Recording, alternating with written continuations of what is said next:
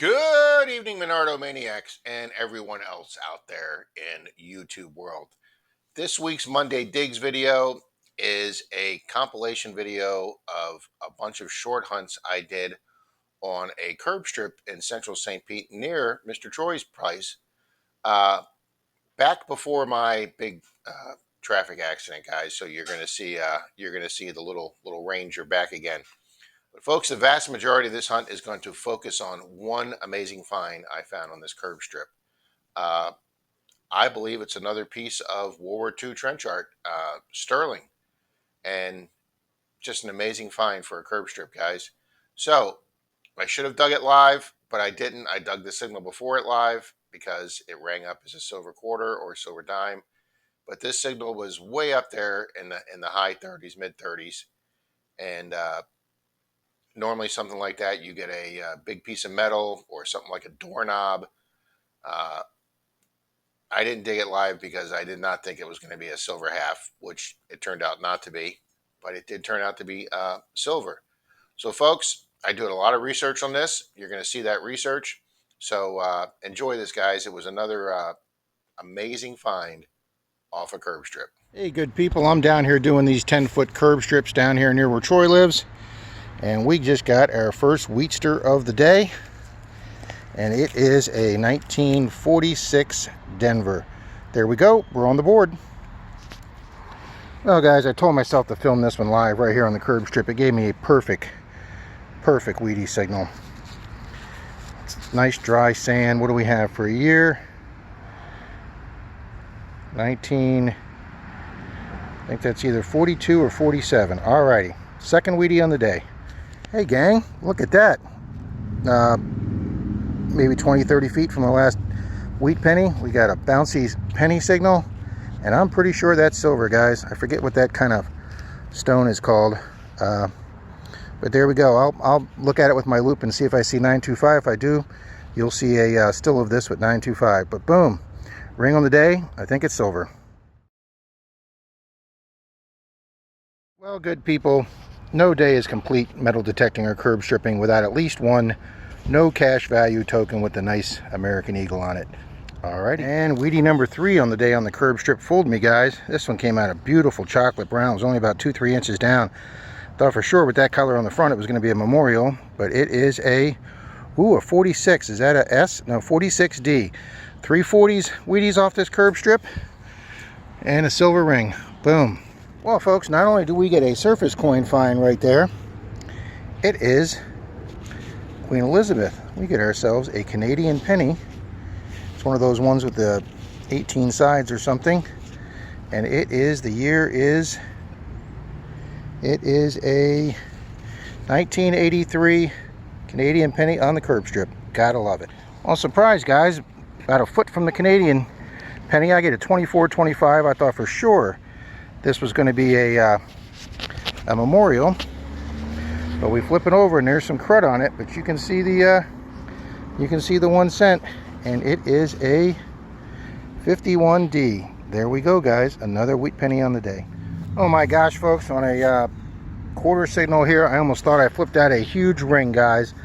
Almost had a heart attack, but it's a faucet top.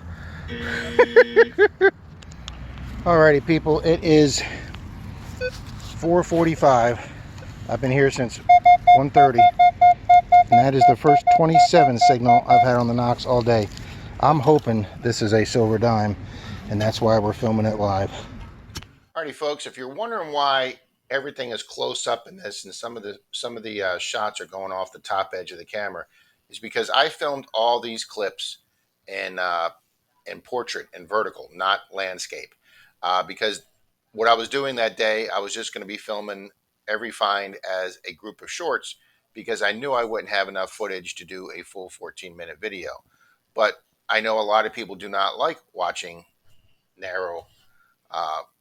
narrow portrait videos. So what I did is my editing program here on Clipchamp has the ability to fill the screen in to take a vertical movie and make it into a nice landscape. But when it does that, it brings the shot closer. So that's why you're seeing some close-ups of the Wheaties, the close-up of that token, and things are a little higher because when it comes in, it also moves it out of the center of the thing. So that's why everything is a little more close up. That does come in handy for the find after this one. And then I also include the original clip in portrait so you can see it a little better focus, because it does change the focus a little bit, zooming in. So that's why you'll see that clip twice, so I can show you folks how it originally looked when I did it as a short. And that's why we're filming it live.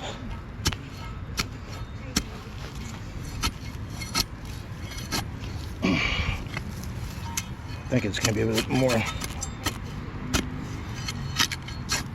We're still here on the curb strips near Troy's house.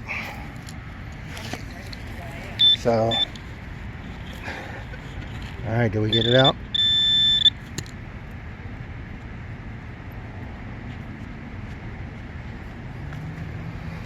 Oh, geez. And here we go, folks. Here is my find of the month and one of my best finds of the year that year. And never in any thought did I think something like this would come off a curb strip. So enjoy, folks. Well, gang, you can see it's sunsets after 5. There's my truck. I'm only going to this driveway right here, then going to my truck at the end of the day. Guys, got a screaming 3334 here, like a $50 signal. And it's not a $50, guys. I thought it was going to be another hose bib, but where did I drop it? Look at this honker. Look at that.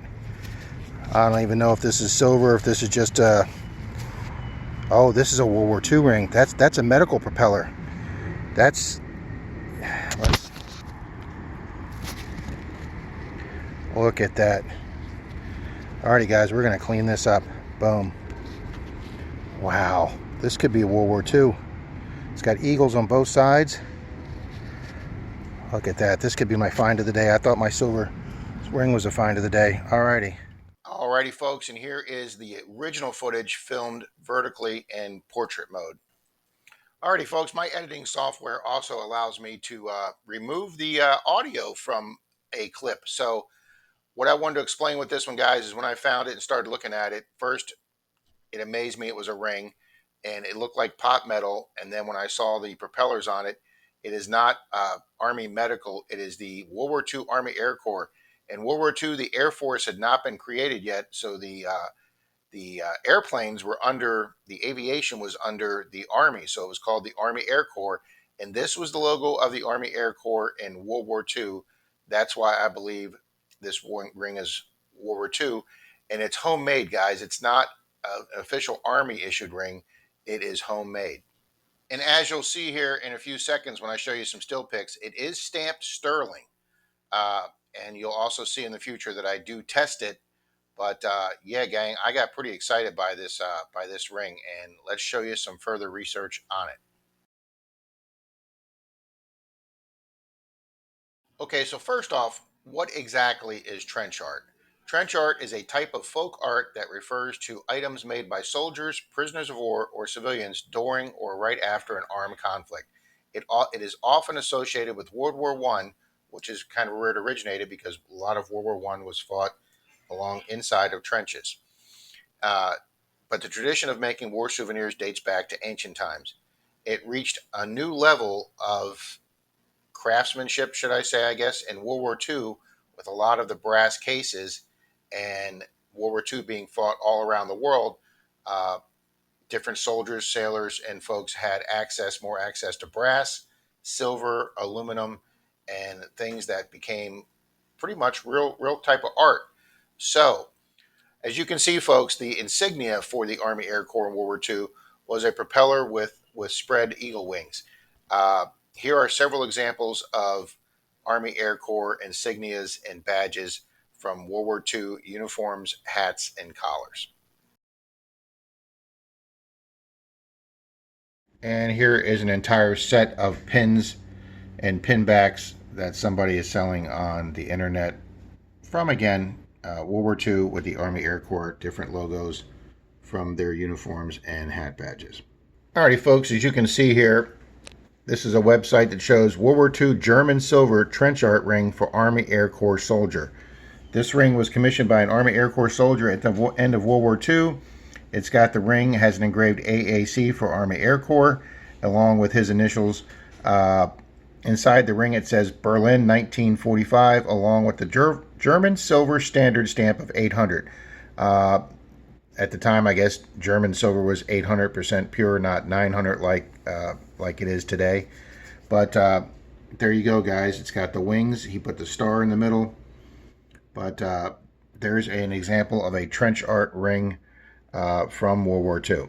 Alrighty, folks, here's another example of a U.S.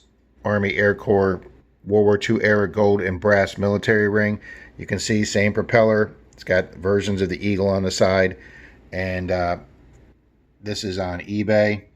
So, yep, fits right into the same era, guys, in the mold of the ring.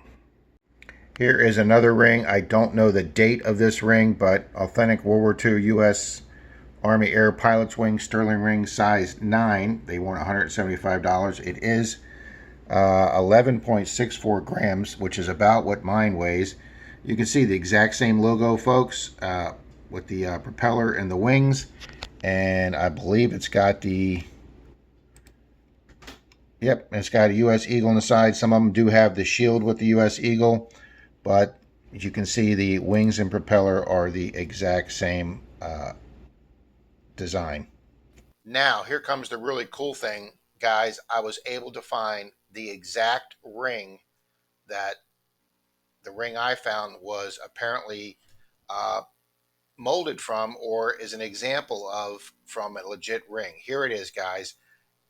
You can see here, I'm going to put a split screen up of what the manufactured ring is, and then what the trench art ring that I found looks like. As you can see, guys, they are almost identical. The ring I found was apparently based on this ring from the Army Air Corps. So there you go, guys. That's why I think it, one, it's trench art, and two, it is from the World War II era. Alrighty, folks, I don't remember if I tested either one of these rings when I found them at the time, so we're going to silver test them now. This one is marked Sterling, the trench art ring, but this one I cannot find any markings on, so we're going to test them both right now. Alright, guys, the World War II Army Air Corps ring is on the left, and the Tiger's Eye ring is on the right. Scratch.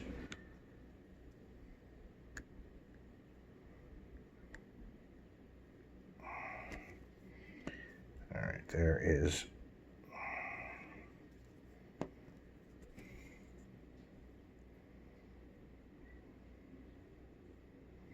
Well, the World War II ring, the Army Air Corps ring, is definitely holding.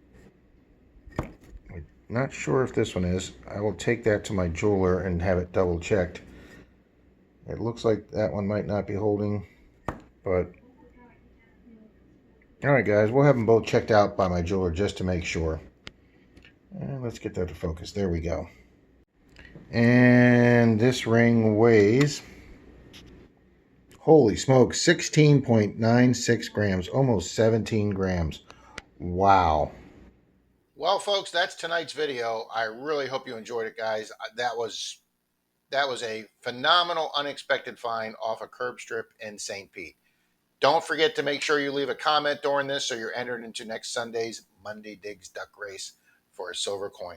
Thanks for watching, everybody. See you soon.